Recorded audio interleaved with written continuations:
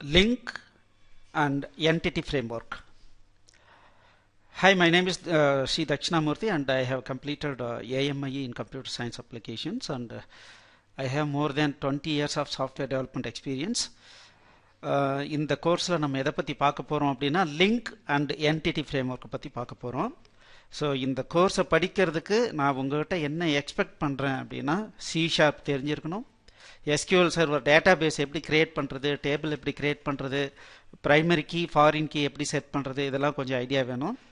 தென் SQL select statement நல்லா பண்ண தெரியணும். ஸோ இதெல்லாம் தெரிஞ்சதுன்னா லிங்க் அண்ட் என்டிட்டி ஃப்ரேம்ஒர்க்கு நம்ம ஈஸியாக ஸ்டார்ட் பண்ண முடியும். அப்படி இல்லைன்னா ஃபஸ்ட்டு ப்ரிப்பேர் பண்ணிவிட்டு அதுக்கப்புறம் இங்கே வந்து கண்டினியூ பண்ணுங்கள். தேங்க்யூ.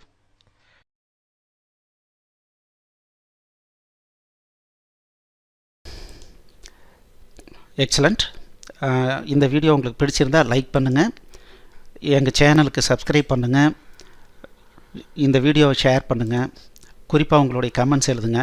மேலும் எங்களுடைய அனைத்து கோர்ஸ் என்னென்ன வச்சுருக்கோன்றதை பார்க்குறதுக்கு கீழே இருக்கிற டிஸ்கிரிப்ஷனை கண்டிப்பாக படிங்க. தேங்க்யூ.